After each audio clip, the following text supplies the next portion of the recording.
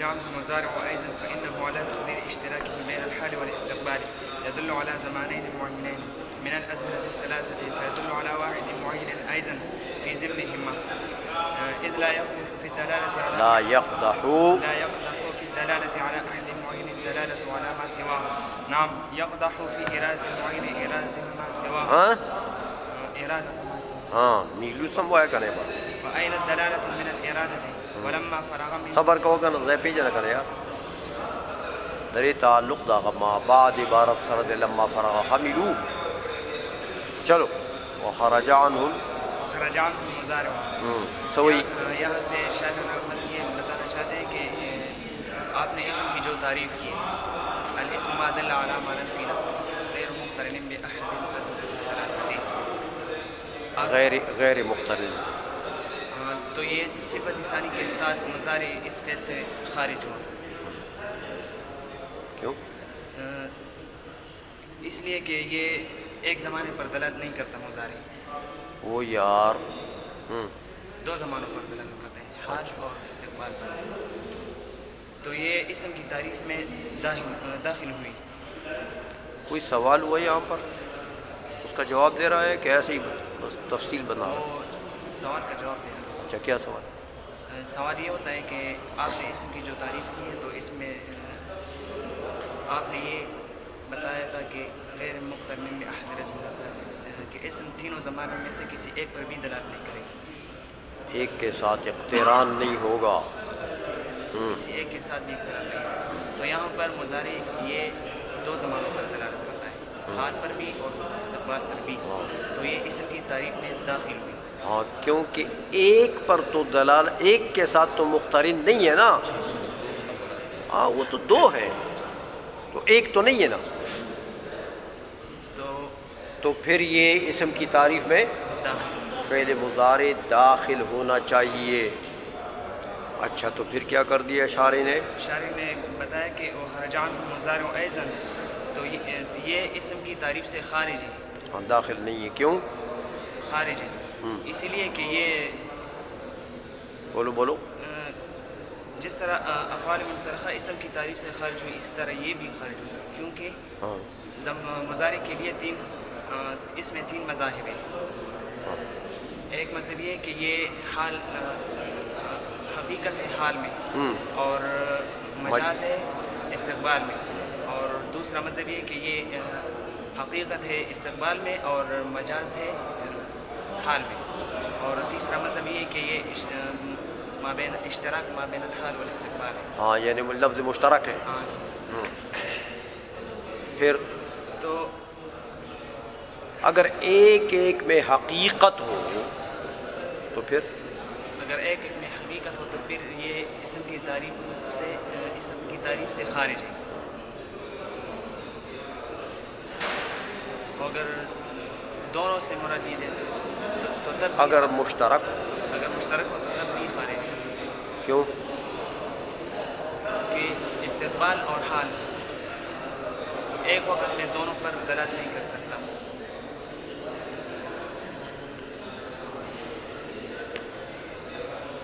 غیر مقترن بأحد الأزمنة الثلاثة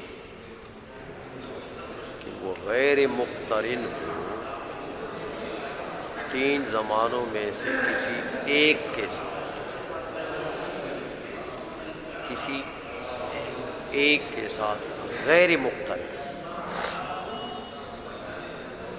کیا بتا دیا اس لفظ سے؟ اس لفظ سے یہ بتا دیا کہ یہ مضارع یہ ایک وقت میں دو زمانوں پر دلالت نہیں کر سکتا. میاں یہ غیر مقترن بأحد الازمنہ جو ماتن نے کہہ دیا ہے اسم کی تعریف میں یہ بأحد الازمنة الثلاثہ غیر مقترن بأحد الازمنة الثلاثہ. سمجھ آئیے؟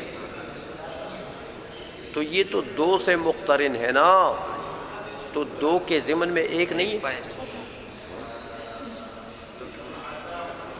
چلو فيدل على واحد معين أيضا في ضمنهما اذ لا يقدح في الدلالة على احد معين الدلالة على ما سواه. یہاں پر کوئی نقصان نہیں پڑتا کہ اگر دو پر دلالت کرے تو دو کی دلالت ایک کے منافی تو نہیں ہے نا شیخا. اگر دو پر دلالت کرے تو کیا یہ ایک کے منافی؟ ایک سے اس کا تضاد ہے؟ کوئی ایک کی دلالت میں فرق آ گیا؟ اذ لا يقدح في الدلالة على احد معین الدلالة على ما سواه.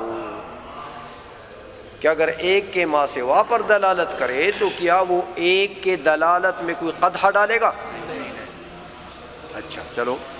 نعم يقدح في ارادة المعین ارادة ما سواه. ہاں تو ایک ہے دلالت. کیا کہنا چاہتے ہیں اس عبارت سے؟ اس سے یہ دلالت اور ارادہ کی بولو. دلالت اور ارادہ کے مابین فرق بتانا چاہیے. کیوں بتانا چاہتے ہیں؟ سوال ہو گیا کہ دلالت کو ارادے پر قیاس کیوں نہیں کرتے ہو میاں؟ دیکھو ایک معنی کا جب ارادہ کرتے ہو تو پھر دوسرے کا ارادہ لفظ سے کر سکتے ہو. جب لفظ کے چلو دو تین معنی ہیں، جیسے لفظ مشترک ہے نا، ہاں تو لفظ مشترک کے دو تین معنی، لیکن ایک معنی کا جب آپ نے ارادہ کر لیا تو آپ دوسرا معنی کا ارادہ کر سکتے ہو. تو کہتے ہیں اسی طرح دلالت بھی ہو کہ جب ایک معنی پر اس نے دلالت کر دی تو اب دوسرے معنی پر دلالت ہو نہیں ہو سکتی. سمجھ آئیے؟ ممکن ہے یہ دلالت ایسی ہو جیسے ارادہ ہے. یہ سوال ہو گیا تو اس کا جواب دیتے ہیں. کیا دیتے ہیں؟ اگر ایک کا ارادہ کرتے ہو تو دوسرے کا ارادہ تو نہیں کر سکتے، لیکن اگر لفظ کا مدلول دو تین معنی ہیں تو اگر ایک پر اس نے دلالت کر دی تو ایک پر دلالت دوسرے پر دلالت کے منافی نہیں ہے میاں. اس لیے دلالت اور ارادہ یہ دونوں ایک جیسے نہیں ہے، لہذا دلالت کو ہم ارادے پر قیاس نہیں کر سکتے. سمجھ آ گئی شیخا؟ وَأَيْنَ الدَّلَالَةُ مِنَ الْإِرَادَةِ. ہاں کہتے ہیں ارادے اور دلالت میں کتنا بڑا فرق ہے. ہاں کہ ارادہ تو میاں خاص ہے کہ وہ تو اگر ایک معنی کا ارادہ لفظ مشترک سے کرتے ہو تو پھر وہ منافی ہے دوسرے معنی کے ارادے کے. لیکن دلالت اگر ایک معنی پر کراتے ہو ایک لفظ سے تو کیا وہ دوسرے معنی پر دلالت کے منافی ہے؟ چلیے عین الدلالۃ من الارادۃ. دلالت کتنی دور ہے ارادے سے، دیکھو کتنی دور ہے، یعنی دونوں کے درمیان میں کتنا فرق ہے. چلیے ولما فرغ من بیان سمجھے ہو شیخانو؟ چلو. ولما فرغ من بیان حد الاسم اراد ان يذكر بعض خواصه ليفيد زيادة معرفة به. فقال شیخ پورا خبر کو کرے یار یہ کتب عبارت بیزا ہے مفردا. فقال ولما اراد ولما فرغ من بیان حد الاسم. یہاں سے مصنف الرحمت یہ بیان فقال ومن خواصه شیخ مخوایا کنا خواصه منبها بصيغه جمع الكسرة على كسرتها وبمن التبعيدية على ان ما ذكره بعض منها وهي جمع صبر کو بس اس دے باندې پری اس مسئلہ بل شو. چلو یہاں سے مصنف الرحمت اسم کے لیے اسم کی تعریف سے جب فارغ ہوئے تو لما فرغ سے کیا کرنا چاہتا ہے، غرض کیا ہے؟ یہاں سے یہاں پر ایک سوال ہوا. ہاں کیا سوال ہے؟ سوال یہ ہے کہ یہاں آپ نے بولو مقصود میں شروع کرنا تھا جو مرفوع منصوب اور مجرور. ہاں یہ تین قسمیں ہیں علم نحو میں، یہ تین مباحث مقصودی مباحث ہیں. کون سے مباحث؟ مرفوعات منصوبات مجرورات. ہاں یہ مقصودی مباحث ہیں. تو اب ان مقاصد کو تم نے چھوڑ دیا اور کس کے پیچھے پڑ گئے ہو؟ خواص کے پیچھے. تو خواص تو علامات کو کہتے ہیں نا. سمجھ آ گئی ہے؟ تو اب چیز کی علامتیں بیان کرتے ہیں. مسجد کی علامت کیا ہے؟ مینارہ. مزار کی علامت کیا ہے؟ گنبد. یہ اس کی کیا ضرورت ہوتی ہے؟ یہ تو کوئی غیر مقصودی چیز ہے. تو اشتغال بمالا یعنی کر دیا تم نے غیر مقصودی چیزوں کو بیان کرنا شروع کر دیا، اور وہ جو اصل مقاصد تھے ان کو چھوڑ دیا. تو یہ تو ٹھیک نہیں ہے نا میاں. چلو جی. تو اس سے جواب بتانا چاہتے ہیں ولما فرغ من بیان حد الاسم اراد ان يذكر. ایک سوال تو یہ تھا، دوسرا بھی سوال ہے کوئی؟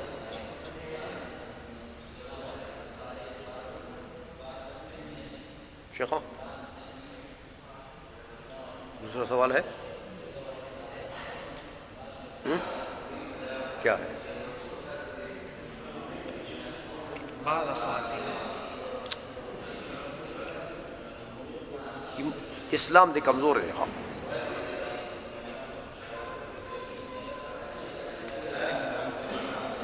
قتل ہے انہوں استاد کو کوپڑا کے پکار دے کر نا کتاب کے ہونے دے پکار آخو کو کتاب کے پاتے شکر.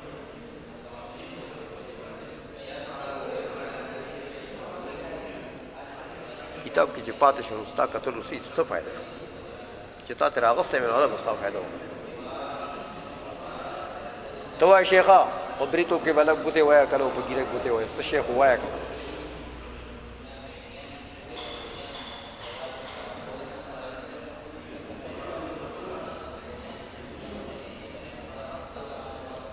طيب الامینہ تو آیا صبح الغاری سے سوال اشتدلتی بنو سوال دے تام گیرے کے گوتے وال شروع کو چدا کار سوک شروع کیا ناغر دور سی گیا. ہاں یاد خود خیال ہوا تھا خیال ہوا تو بس لا توتی سے کرا وال وقت تو آئے چھوٹے پیرا تم دا سے برکت تبارک تبارک ناستے کا نا تو پیرانو اسے ناستے رہو برکتی. شیخ اتمم سو خوزے کنا کہ الان کما کان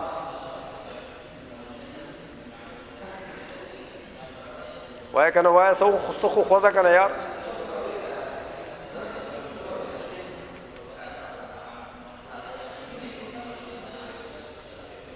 تو وائے نوارا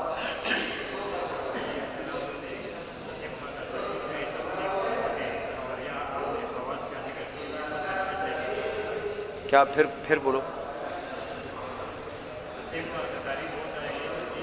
تتمہ کا تعریف ہوتا ہے. تتمہ کا تعریف ہوتا ہے یہ کیا مطلب؟ میں تو نہیں سمجھا.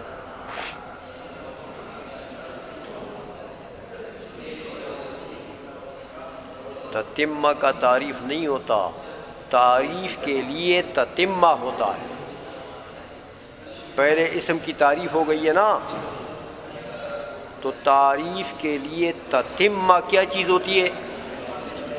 ہاں تقسیم الشے. تعریف الشے کے لیے تتمہ ہوا کرتا ہے کیا چیز؟ ہاں تقسیم الشے. ہاں تو تقاسیم کو چھوڑ دیا خواص ذکر کر دیے بیچ میں تو سمجھو یہ تو تعریف کے اندر ابھی تعریف مکمل نہیں ہوئی. وہ تو مکمل ہوگی کس سے؟ تقسیمات کے ذکر سے. تو ابھی تعریف مکمل نہیں ہے اور تم نے بیچ میں خواص کی بات شروع کر دی ہے. وہ انوار نے دیکھا ہے وہ ٹھیک ہے ماشاءاللہ اس کی کھوپڑی میں ہے. شیخ اپوش ہوئی زوایا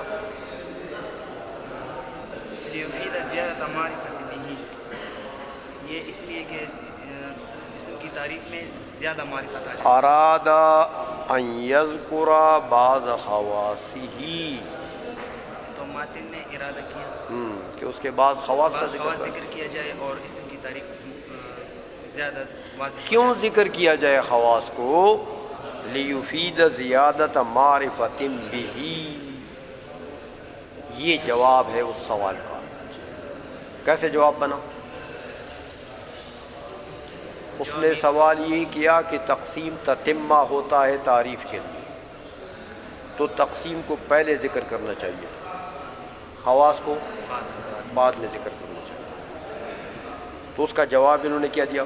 لیفید زیادت معرفت بہ. یہ جواب دیا. کیسے جواب بنائی؟ جواب یہ بنا کہ اسم کی تعریف کی زیادہ وضاحت ہو جائے خواص کے. تو وہ تو کہتے ہیں تتمہ سے زیادہ معرفت ہوتی ہے نا، وہ تتمہ ہے اس کے لیے. تقسیم کی بات کیا ہے؟ تتمہ. ہاں، تو وہ ذکر کرنا چاہیے تھا. یہ کیا کہنا چاہتے ہیں؟ ہاں، تو یہ جواب کیسے بنا؟ یہ اس کو جواب بنا اس سوال کا.